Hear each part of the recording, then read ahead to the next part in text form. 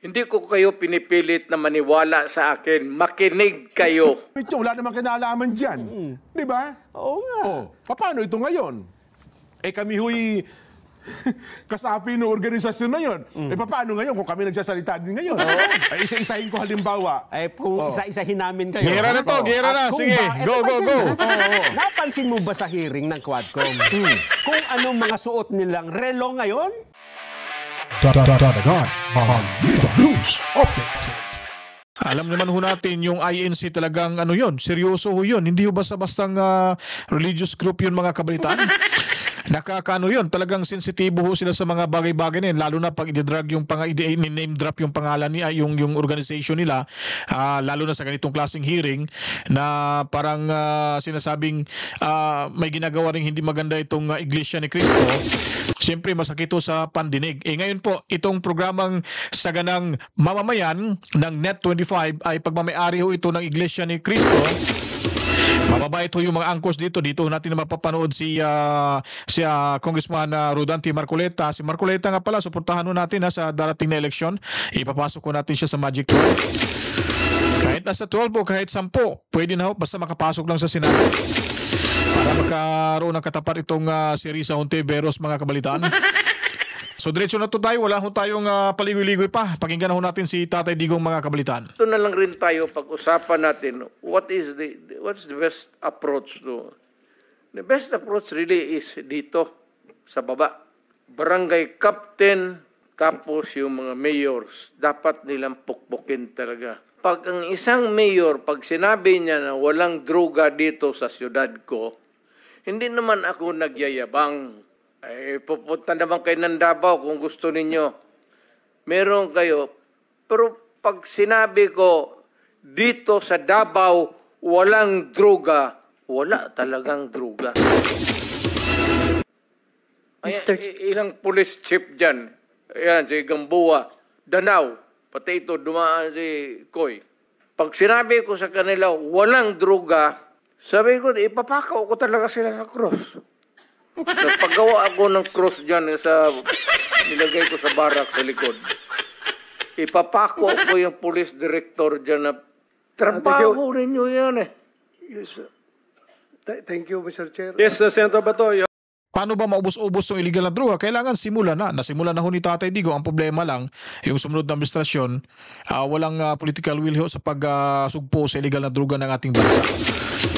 Sinabi ho dito ni Tatay Digong na kailangan pag pumili ho kayo ng mayor, kailangan may political will talaga, hindi lang pipili para mag-iisip sa susunod na eleksyon. So pakinggan ho natin at dito ho talagang pinupuna ho itong si Hontiveros ni Tatay Digong at dito ho talagang lumaki yung boses ni Tatay, napasigaw si Tatay Digong dito at wala naman, tameme naman tong si Risa, wala namang ginawa kundi nakinig lang at sinugundahan pa ito ni De La Rosa at lalo na po ni Coco Pimentel. Responsible for preventing, investigating and combating any dangerous drugs, controlled precursors, and essential chemicals within the Philippines. So, tigilin na po natin yung pagsisira at paninira sa mga institusyon. Because we need, para sabihin kulang, pero may nasabi hindi nila kasalanan. Ang ideya talaga kulang ng tao, kulang ng organization. Pero I heard the term, Mr. Chair, you have to have, Mr. President, tao, pati pondo ng pera. There are ways na i-strengthen ang PIDEA na hindi natin sinasabing hindi mo dala sa istorya yan dito. Actually, okay. No. Excuse me, Mr. Chair. Miyembro po ako ng talagang lumabas na yung ugali ni Risa. No, Mr. Chair. Membro ka nga. Kaso nga lang, hindi ka nakakatulong sa paggawa ng, sabi nyo, in aid of legislation. Ikaw, bira ka ng bira. Hindi ka nakikinig. Kayo yung nang-imbita diyan ni Duterte. Tapos, hindi nyo pinakikinggan. Di ba? Tapos, oppose ka ng oppose dyan. Yun lang mang hinihintay mo pag nagkamali si Tatay Digong at saka tingin mo kung mali yung sinasabi niya, babanatan mo. Hindi ka naman makakapalag dyan Committee ito ng subcommittee at ng Senado. So, I am just making an interjection in fairness sa PIDEA na isa sa mga importanteng institusyon ng law enforcement natin, particularly in suppressing the supply of drugs. For the record lang, Mr. Chair. Salamat, Mr. Chair of Senator. What's the opinion of the President? Mayor, congressman, naging presidente, ang sinasabi ko dito, wala akong tinatamaan. I'm just expressing, I said, my experience. Na kung ano talaga ang kulay ng droga dito sa Pilipinas. Baski dito sa Batas. Baski dyan sa Ligos. Malakas ang droga dito sa Batasan. Kaya kung kailangan mo talaga, kailangan mo ng pulis, kailangan ng Pilipino, you elect a mayor na magsabi one of the sa program niya, sa agenda niya, drugs.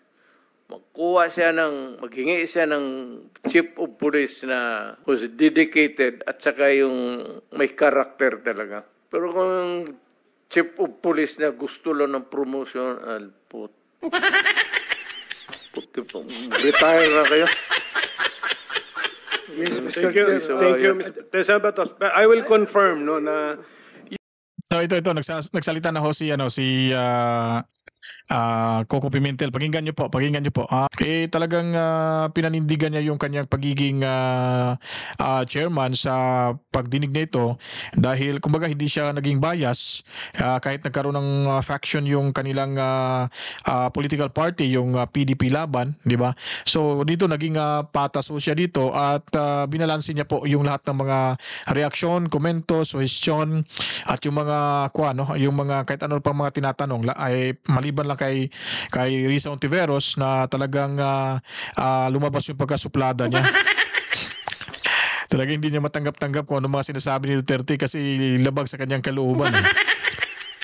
Pero hindi naman makapalag. Lagi namang napapahiya mga kabalitaan. So tuloy tayo. Pakinggan natin si Senator Coco Pimentel. yung in aid of legislation part ng ating hearing, isa yun na lumalabas nga yung PIDEA, yung law creating the PIDEA, manpower, budget, etc. So, Palakasin ninyo, sir. Yes, sir. Kaya nga, isa yan. I will confirm it na yan ang isa sa mga initial kaagad na lumalabas na in aid of legislation na ideas. Yung PIDEA, pinasa lahat ng drug dyan, pero kaya ba? Nakuha natin ng feedback sa Presidente. So, Kulang. Yes, sir. Ayun, isa yun sa... Di ba? So, kaya ba? Sa puntong yan na Senator Coco Pimentel, ito para sa iyo. Tawag natin kung tama ho si Ontiveros, ito sana ginawa ni Ontiveros na Mr. Former President, sabi niyo po yung PIDEA ay hindi magawa-gawa yung trabaho nila kasi nga hindi kakayanan dahil kulang ho sa mga personnel. But ganoon? Parang in-emphasize niya muna sana bago niya titirahin si Duterte. Ito yung PIDEA, ang ibig sabihin ganito sinasabi, yung laman ng kanyang sinasabi ay talagang susupalpalin niya si Duterte. Alam mo naman si President Duterte, matalino yan talagang hindi niya masupalpal yan. Kasi nga wala ho siyang sinasabing pagsisisi o naninisi ho siya sa PIDEA. Kulang ho ng personnel o miyembro ang Philippine Drug Enforcement Agency ng ating bansa. Kumpara ho ng Philippine National Police, mga kabalitaan. Ipapalabas natin yan sa future hearings. Ano bang sitwasyon ng PIDEA? Si PIDEG, bakit na-revive si PIDEG? NARCOM kayo dati yata pagkaalam ko. If I remember it correctly, NARCOM, inalis natin by policy of law. Pero rini-revive, it's now PIDEG under PNP. Sige, I'll now recognize Senator Bato for his Thank you, interpellation. Thank you, Mr. Chairman. Alam mo, kung ang problema ng droga ay napakababa na level lang, siguro kaya ng PIDEA kontrolin. Before we came into office, President Duterte at ako naging chief PNP, sobrang talamak ang droga.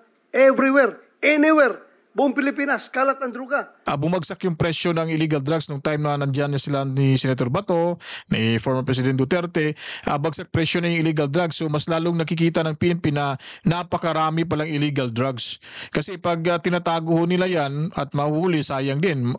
Pwera kung ilalabas nila, kaya bahala mahuli, basta may nabibinta. So nakagain pa rin sila ng kita. Ang PNP, 200,000 plus ang PNP. Kaya kinakailangang immobilize ni Pangulong Duterte yung PNP because ang PNP everywhere in the Philippines up to the barangay level may pulis doon. Kaya ginamit ang PNP. para mag-wage ng war on drugs. Hindi kaya ng PDEA. Hindi sa sinisiraan ni Pangulong Duterte ang... Tama. Matakin yung mga kabaitaan, 2,000 plus lang pala. Kumpara sa organic ng Philippine National Police ay talagang napakadami ho. Diba? So walang sinasabing paninisi. Ini-emphasize lang ni Duterte na hindi kakayanin. Humingi pa nga siya ng paumanhin eh. Humingi pa siya ng paumanhin sa PDEA. Pasensya na. Pero ito talaga yung nangyari. Hindi nyo kaya-kayanin yung illegal drugs kasi kulang kayo. Lalo na kumpara sa PNP. Sobrang napakadami. Yun po ang ibig sabihin ho sa sinasabi ni Tatay Digong Duterte. Yun nga sa sinabi ko kanina, yung sa pagkakaintindi naman ho, binaliktad na naman ho yung kahulugan ni Risa Hontiveros sa sinasabi ni Tatay Digong, kaya naghahanap talaga ng butas to at wala ho tayong maasahan itong babaeng to makabalitan. Tandaan nyo po, Risa Hontiveros yan, baka tatakbo na, ewan ko parang first term, second term yata niya sa Senado. Kung tatakbo yan, kayo na yung umusga. So, yun po ang the rationale behind, Mr. President. Ganito kasi, Yes, sir. pinatawag ninyo ako dito. Hindi ko kayo pinipilit na maniwala sa akin. Makinig kayo kasi ako galing talaga sa baba. Tingnan nyo. Yun lang kung nag-iisang resource speaker mga kabaitan na lumabas yung galit niya pag illegal drugs yung pag-uusapan. Lalo na sa ganitong pagdinig, kailangan makinig kayo dahil kayo nag-iimbita sa akin upang magkapagsalita, makapagsabi kung ano ang dapat gawin sa illegal na drugs at kung ano pa yung dapat pag-uusapan. Pero lakas ng boses si Tatay Digong dito. Gumaganon pa sa chair, oh. Kala presidente pa rin yung dating no? So si Coco Pimentel talagang makinig talaga pati sila si Risa hindi nga nakaimik. Kung ewan ko lang baka takutan naman siguro baka mabara naman Duterte kaya makinig na lang muna ako baka babarahin naman ako nito hindi tayo makaganti. Ang dami pa namang nanonood.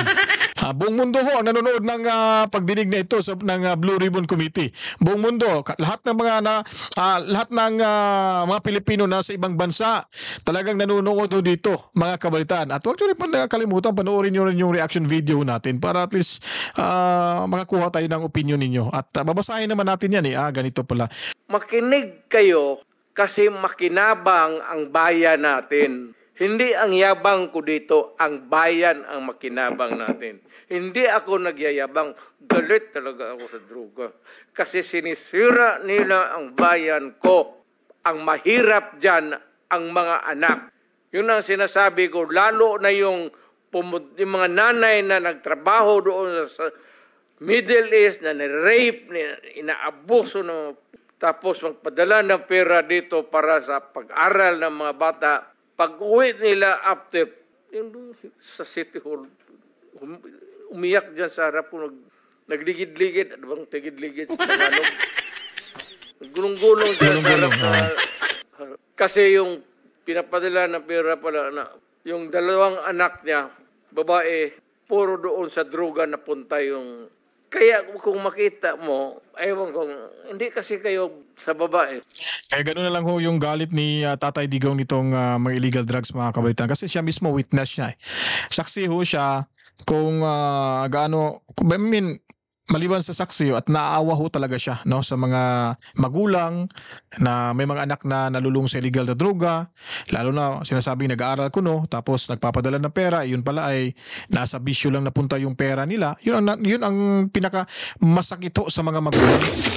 Kayo magulang rin kayo, ako magulang rin ako. Paano pag nangyari ho sa atin yan? Kontra kayo ng kontra ni Tatay Digong, yung kanyang kinakalaban, hindi naman tayo mga law-abiding citizen. Yung mga masasamang elemento naman. Pag nangyari yan sa pamilya nyo, sa mga anak nyo, kayo, magulang kayo. Parehas tayo. Ano bang iisipin mo? Ano bang mararamdaman nyo? Na iniisip nyo na magkakaroon, maibibigay mo ng magandang future ng anak mo. Tapos yun pala, yung anak mo ay hindi pala desidido na makuha yung future na gusto mong ibigay sa kanya. Now, napakasakit isipin ho. Talagang unfair ho yung ibang mismong mga kaliwa. Gaya ho ni Hontiveros. Hindi naman to nakaranas ng kalupitan sa buhay. Hindi. Tayo, si Duterte, galing ho sa mahirap na buhay. karamihan no, sa mamamayang Pilipino ay hindi magara yung pamumuhay. Halos yung iba nga kakatuka nga dyan eh. Walang makain, magtrabaho para makakain. Yung iba nanlilimos na lang. Paano pag dumami pa yung illegal drugs sa Pilipinas? Napaka walang kwenta na ho. Ewan ko lang kung anong mararating ho sa buhay ng bawat isa sa atin. Napaka hirap talaga pag nangyari ho yan. So, hanggat andito pa po si Tatay Digong, suportahan ho natin yung kanyang advokasya o yung kanyang programa sa gobyerno. At sana may susunod sa iyapak ni Tatay Digong na ipagpatuloy ho yung kontra illegal droga kasi para ho yan sa atin, para sa susunod na mga henerasyon natin yan, mga kabalitaan. Ikaw ang mayor, makikita mong ganon ang sakripisyo ng tao, dugo, pati pawis. Tapos ganun lang ang mangyari sa kanya. Ako ang nakikinig sa istorya dito. Ako yung mayor. Ako ang nagsasabi, I will protect the city. Alright mga kabalitaan, dumako naman ho tayo sa kabilang reaction video natin dito dahil nga po ay yung Net25 na kung saan yung pagmamayari ho mga kabalitaan nitong Iglesia ni Cristo ay talagang nag-react na ho sa Huwad Committee na yan dahil nga po mga kabalitaan ay nag-drop name na ho sila ng religious organization kung saan yung INC yung Iglesia ni Cristo. Dahil kay Colonel Garma, parang nabwesit na rin ho yung mga kasapi ho, yung mga miyembro ho at saka yung pamunuan ng INC ay binigyang signal na yata to, no? Baka may go signal na yata tong dalawang to sa kanilang pamunuan na tirahin na rin yung mga kongresista dyan sa Huwad Committee na yan, mga kabalitaan. So inis na ho itong dalawa, talagang gigil na gigil yung dalawa mga kabalitaan kasi inisa-isa ho yung nasa Huwad Committee kung sino-sino ho sila, sila si Dan Fernandez, sino ba yun, si Abante, Barbers, si Paduano, sino pa ba yung mga yung mga nandoon ho mga kabalitaan, talagang inisa-isa kikilalanin nyo po kung sino-sino ho ito dahil yung dalawang anchors na yan ay sila hong magsasabi kung anong klaseng mga personahe itong nasa Huwad Committee, mga kabalitaan. Dala na, at for sure ito may bas-bas na rin to sa kanilang pamunuan. Kasi yung Net25, FYI, for your information, ang Net25 ay pagmamayari ho ng Iglesia ni Cristo under yata sa Aguila, Broadcasting Corporation, kung hindi ako nagkamali mga kabalitaan. So ngayon, pakinggan ho natin tong dalawang to dahil gigil na gigil at kayo dyan sa Huwad Committee na yan, pakinggan nyo ito. Talagang masasabi ho natin na tapos na yung maliligayang araw nyo dyan, yung pagmamayabang nyo, yung kabastusan na ginawa nyo dyan sa Huwad Committee, yung hindi pagre-respeto, lalo na ho itong si Dan Fernandez ay talagang may kaso yata tong coercion at yung sino ba yung Colonel ba yun o basta parang police officer na inutusan niya na itong paragraph na to ito'y sabihin mo dahil magko-collaborate ito sa statement ni sino ba yun, ni Colonel Garma. Ito po ang nakakainis talaga. Noong una pa sinabi ko na hindi ka panipaniwala at hindi mapagkakatiwalaan tong mga kongresista ito. Tinanong ho si Dan Fernandez kung ba't bumaliktado itong isang pulis against sa kanila kasi nga allegedly na tinuruan daw, kumbaga babanggitin doon sa Senado na papatunayan na may reward system ho sa hanay ho ng PNP sa panahon ni Tatay Digong Duterte. Hindi ho kaya ng konsensya sa mamang ito kaya yun na lang ho ang ikinasasama niya at kumanta ho ito sa Senado at sinabi naman ni Dante na script ho nila yan ni Senator Bato de la Rosa. Sige, diretso tayo dyan sa dalawang mamang yan, mga kabalitaan. Oo. Humarap si Grijaldo. Oo. Nagsalita siya na pinilit siya ni Dan Ayun pala, si Grijaldo. Colonel Grijaldo. Fernandez. Tsaka ni Benny Abante. Kung nandun si Garma, Garma, totoo ba yung sinasabi na Nako, baka doon pa mag-corroborate si Garma. Mabuti po lang, dito kayo. Dito na lang ako itayo. Diba? Ito ho, sa mga opisyalis po at mga miyembro ng Quadcom. Alam mo, Nelson, ito napansin lang natin. Hindi lang pala droga at alak ang nakalalasing. paano mo nasabi? Paano ko nasabi? Naalala mo yung kalbo na ini-interview noon? Ano mga reporter? Si Arlo Brigues nagtanong dun eh. Oo, nasabi daw yan, yung... Drug addict ka ba? Adik. Paano mo nasabi? Paano mo nasabi?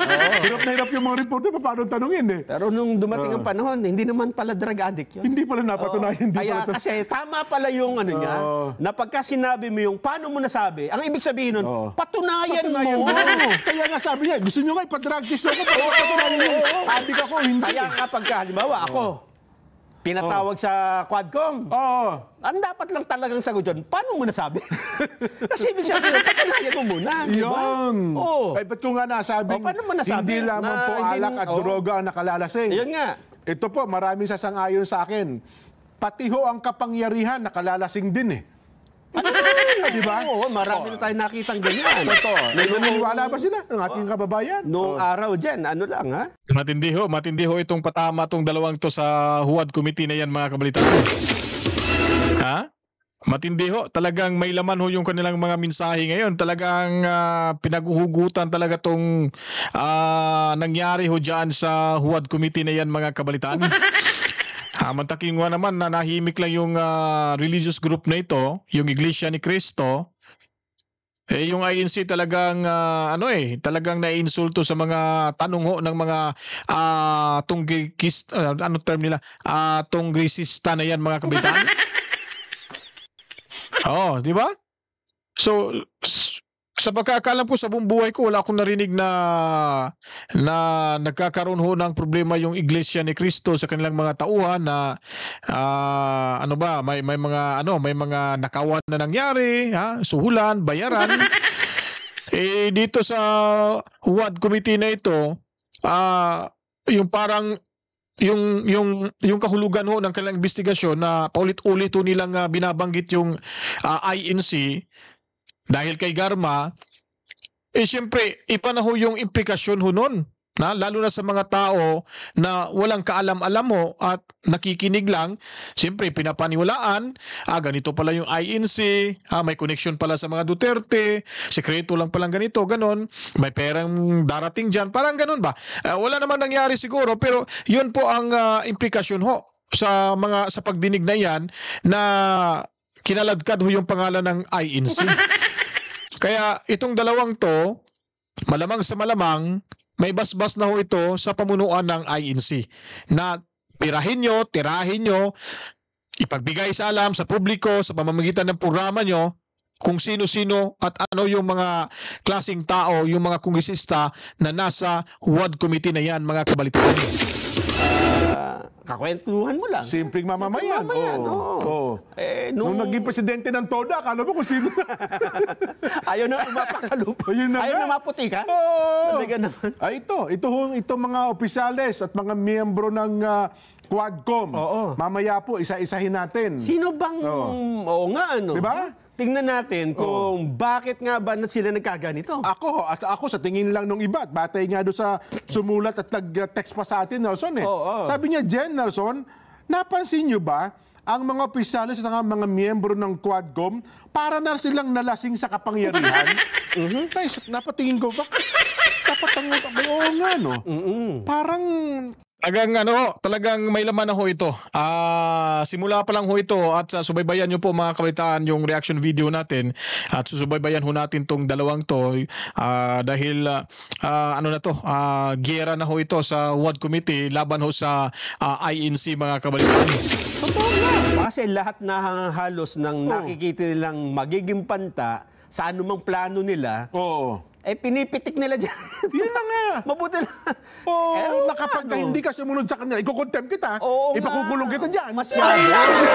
Masyado. Sumagot ka, yes or no? Sumobra. Pag sinabi mo naman ng yes po, hindi, no dapat ang sagot mo. Anong yes? No ang sagot mo. Parang dinidiktahan na talaga, parang klaro na yung sinasabi ng dalawang to walang walang katotohanan yung investigasyon ng Huwad Committee na yan dyan. Kasi lahat ng mga sinasabi scripted. Parang gano'n na rin yung mensahe sa dalawang to Pakinggan natin, tuloy tayo sa pakikinig, mga kabalitaan. Diba? Napansin pala nila yan. Ayun ho, ito sulat lang sa atin, saka iba, mga text message.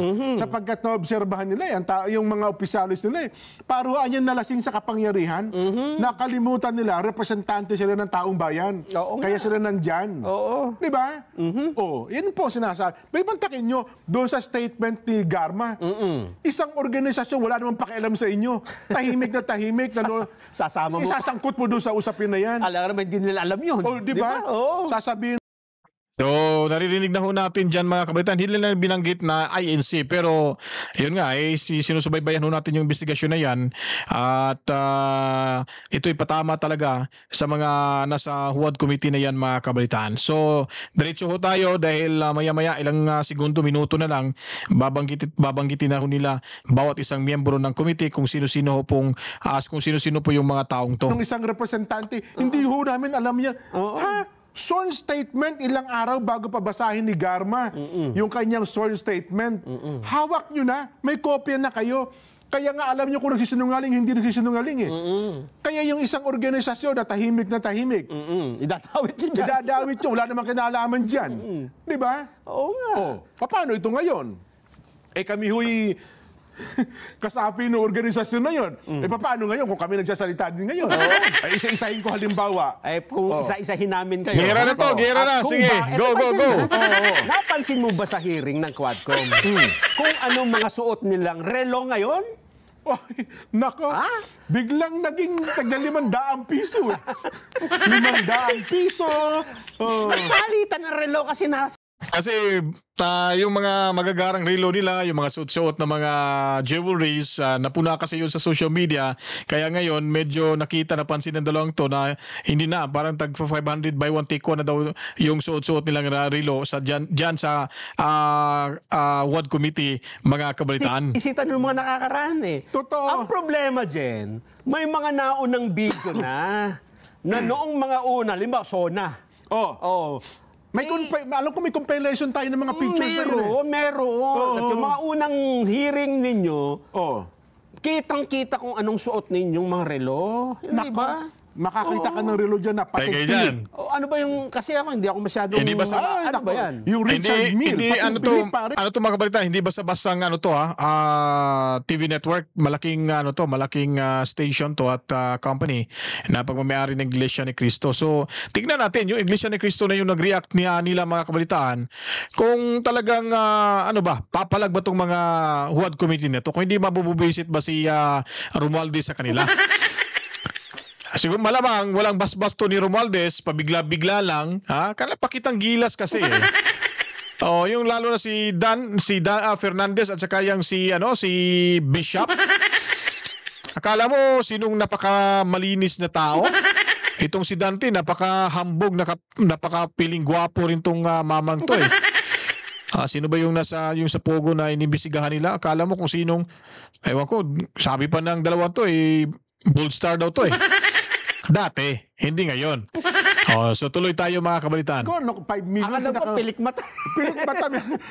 Meron ka Richard Mille. Yung mga Rolex na minsan hindi lang basta pangkariwang Rolex. At talaga doon, dinidisplay talaga nila.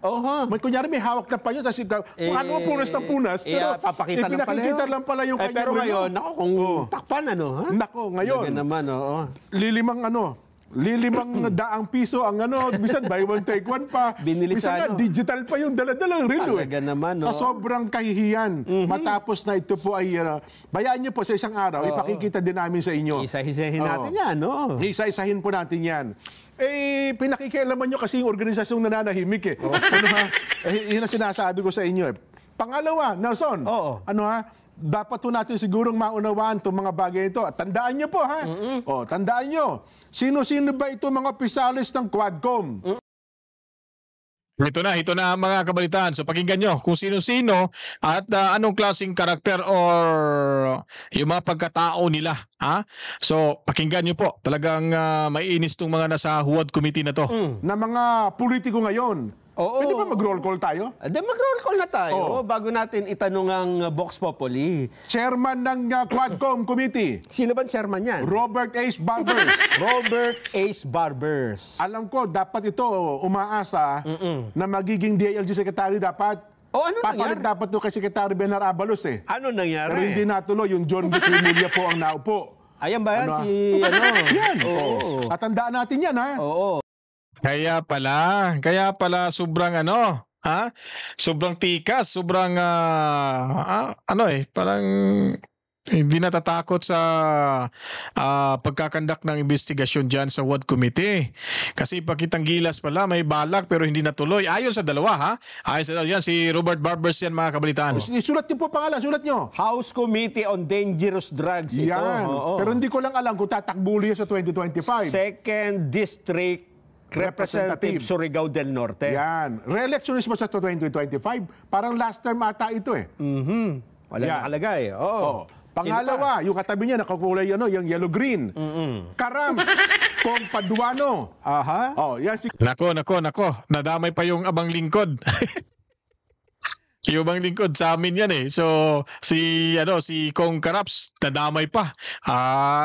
Damay-damay na to eh kasi nandyan si Kong Karaps eh. Hindi natin masisisi yung taga-INC kung idadamay nila si Kong Karaps kasi andyan siya eh. Pakinggan natin anong masasabi sa dalawang to. Kong Paduano, dati pong hitman ng ABB yan. Talaga? Na naging representante. Patungkol ng hitman ng ABB, comment ako, hindi ako magsasalita kasi wala ako sa posisyon na magsalita ng ganyan. Tuloy tayo. Ng abang lingkod. Ganun ba? Miyembro ng Alex Bungkayo Brigade yan. Party list ito. Party list abang lingkod yan. Caretaker din pala ito ng 3rd District ng Negros Occidental. Ayun, siya di ba caretaker? Anong matatakbo niya susunod niya sa 2025? Tatakbo ba uli? Baka maglalakad, mahina na tuhod. Ayun, abang lingkod nga. Tingnan natin. Ano ha? Tandaan niyo po, sulat niyo ha. Pangalawa, pangatlo, Grabe itong dalawang to. Talagang sinabi talaga na hitman ng ABB. Alex Bungkayaw Brigade, mga kabalitaan. So talagang inisa-isa na talaga nila eh. Ako kilala ko yan si Kong Karaps sa lugar ho namin. Kilala ko yan. Kaya no comment ako dyan. Kasi hayaan natin yung dalawang magsabi ng ganyan kasi karapatan ho nila yan. Karapatan ho nila yan. So tuloy tayo. Abante. Benny Abante. Oo. Human Rights Committee Chairman. Yan. Itong pastor na mukhang manyakis. Tingnan yung mukha. Mukha lang, hindi ko sinabing manyakis yan si pastor. Mukha lang kasi tingnan nyo, makatitig, kala mo kung chicks yung tinititigan nito. Hindi ka respeto, hindi ka galang-galang. Di ba? So, kahit pumurma pa ito ng malabugado, hindi ka galang-galang kasi sa pagmumukha pa lang nito, hindi na nga magalang eh.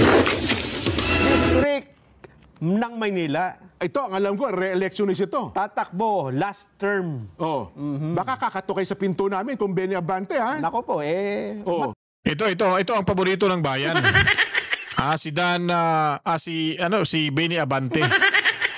Paborito ng bayan to. Pero ang isa ito pa yung mas pinakapaborito ng bayan. Nakatira po ako sa Sampaloc, Maynila. Taga ron ako, baka kakatakay sa bahay ko. Oo nga. Abante? Talaga naman, Baka hindi na ito umabante sa susunod na araw, ano? Atras. Atras na yan sa susunod na araw dahil nga sa ginawa nilang may secret meeting pala to. Pinatawag pala yung sino ba yung kernel na yan, mga kabalitaan? Umanda kayo sa susunod na investigasyon dyan sa Senado kasi malalaman talaga yung katotohanan. Ang komisyon pa naman Komisyon ng Karapatang Pantao, Human Rights ito eh. Di ba?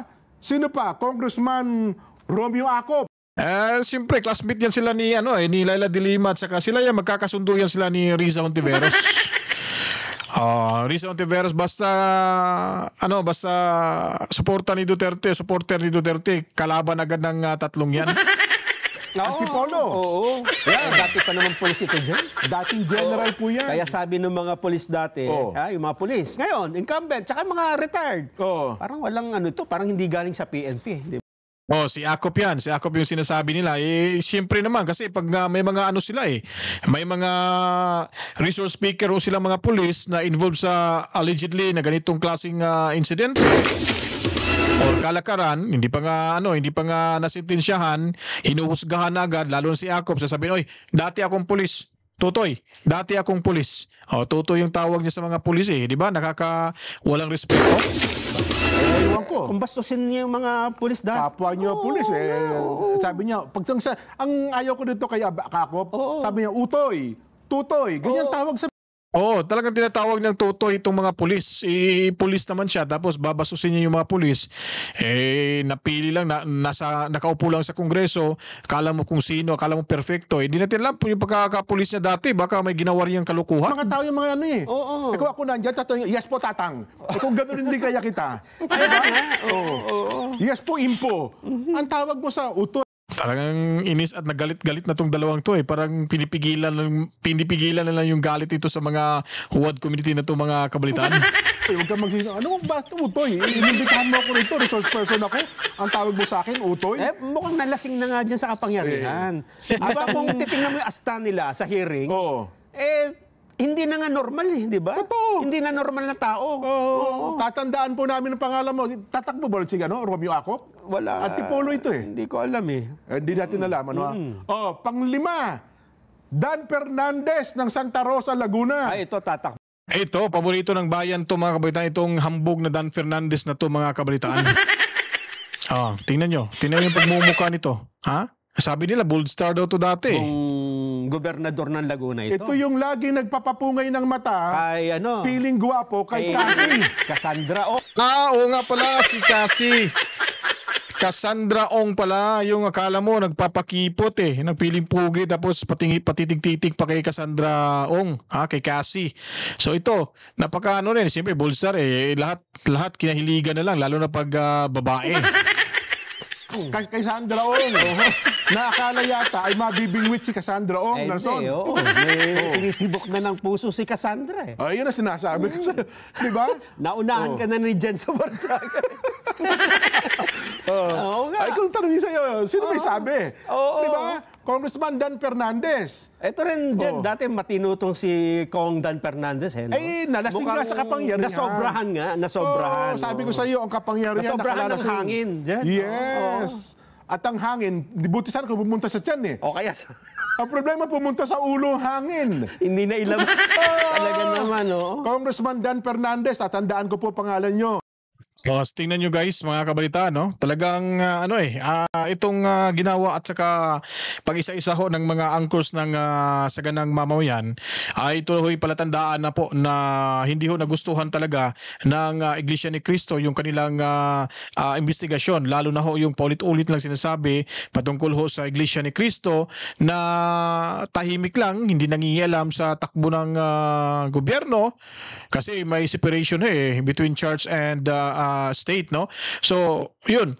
Dito na ho, nainis at nabuwisit na ho. At siguro, simula na ho itong giyera para ho sa WAD Committee. Kasi pag gumawa na ho yung aksyon yung IENC, pag kakalabanin na ho kayo ng IENC, talagang dire-diretso na ho yan mga kabalitaan.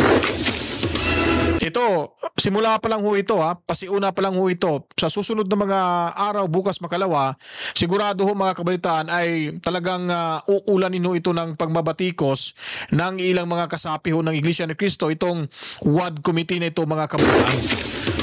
At bantakin nyo po, malapit na pong election, tandaan nyo, mahirap po pag ito'y gumawa ng aksyon. Talagang malaki ho yung porsyento na naitutulong ho ng Iglesia ni Cristo sa panahon ho ng halalan. Tandaan nyo po yan, ang daming miyembro ho ng Iglesia ni Cristo. Isang sabi lang ho yan ni Ka Eduardo Manalo na itong si Juan de la Cruz ay yun ang iboboto ho natin. Talagang mananalo talaga mga kabalitaan. Pwera pa ho yan sa miyembro ho ng Kingdom of Jesus Christ, yung KOJC mga kabalitaan. Kung magsanib persa yung sa butuhan, talo na ho yung Romualdez nyo mga kabalitaan. Yun po ang dapat tandaan nyo. Mag-ingat-ingat ho kayo dyan sa Kongreso kasi unti-unti nang lumabas ho yung mga baho nyo dyan. Gaya na lang ng isang kernel na kinausap ni Dante at ni Abante na ito yung sasabihin para mag-collaborate sa statement ni Garma patungkol sa reward system para sa mga kapulisan natin. yung buti na lang itong hepe na ito, yung opisyal na ito ng PNP ay may paninindigan. Hindi nababayaran ng salapi. Mantakin mo, ano bang ibig sabihin ni Abante? Tinatanong kung ilang taon na lang ba ang natitira niya sa pagiging pulis. Sabi ng pulis na yan na 4 na taon na magre-retiro na ho ito. So kung magre-retiro na ho yung mama, ano sabi niya, pwede ka pang maging general. So hindi lang, indirect lang ho yung pagkakasabi na sabihin mo kasi kami na bahala sa iyo, ipopromote ka namin bilang general. Sa susunod na mga taon. Hindi nila lang masabi-sabi. Sinusubukan na nila kung kakagat ba ho ba sa pain ng mga ito. Hindi kumagat sa pain. So ano nangyari? Ano nangyari? Supalpal ho sila mga kabalitaan. Ngayon, kumanta na ito mga kabalitaan sa Senado, dyan magsisimula na rin yung investigasyon at sana mapatawag tong dalawang to dyan sa Senado para sagutin yung aligasyon na ito. Kasi kung ako isang pulis, gaya ng pulis na yan na kumanta ho dyan sa Senado, sasabihin ko ba yung sitwasyon na iyon kung ikakamatay ko man? Siyempre, prinsipyo yung pinag-uusapan dito. Kahit anong mangyari, sasabihin ko yung katotohanan kasi hindi ako ganyan. Hindi lahat ng pulis ay mababayaran ho ng mga tongresistang ito mga kabalitaan. Tapos sasabihin ni Dan Fernandez na, oy, script nila yan ni Bato de la Rosa kaya bumaliktad. Paano bumaliktad? Hindi naman nag-statement yun, hindi naman nagbigay ng sinumpaang salaysay sa inyo na nagpapatunay na meron talagang reward system dyan sa kapulisan. Kayo nga nag-utos na dito kayo magbibase sa paragraph na ito kasi nga alam nila na pag sinabi nito ng pulis ay talagang swak na swak ko sa statement sa sinumpang salaysay ni Garba. Yan, bupol sila wala. Hindi sila napagbigyan. Kasi ayaw nga mabayaran yung prinsipyo ng mamang pulis na ito. So kung bago pa lang ho kayo sa ating YouTube channel, huwag mong kalimutan. Come on, subscribe na ho kayo mga kabalitaan para mas ganado pa ho tayo. Mas gaganahan pa ho tayong magbigay ng mga reaction video at isisiwalat ho natin yung mga maling ginagawa ho ng Kongreso lalo na sa WAD Committee na yan mga kabalitaan. Tulungan ho tayo, support ho tayo para magkaroon ho tayo ng puwersa ho sa social media na matulungan ho natin yung karapat-dapat na makaupo ho sa pwesto ng ating gobyerno. Yun lalo na yung may mga political will gaya ni Presidente Rodrigo Roa Duterte. At inuklok niyo po yan dyan sa Davao City, ibalik siya sa pwesto para manumbalik ho yung, kumbaga may pagpatuloy ho yung saya at yung seguridad ng mga mamamayan dyan sa Davao City. At itong si Sara Duterte ay sigurado pag tumakbo ito sa 2028 presidential election, alam nyo na kung sinong iboboto nyo. Ay, boto nyo rin pala si Congressman sino ba to? Si Congressman Marcoleta sa pagka-senador at yung Bisaya Youth Party List ni Sir Greco Belgica.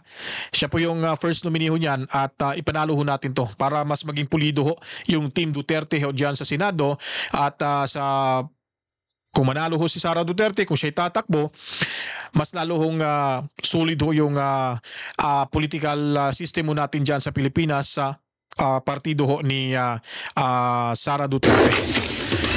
So again, follow, like, subscribe, mag-comment, at walang awayan ho. Comment lang kayo kasi libre ho ito para sa ating lahat.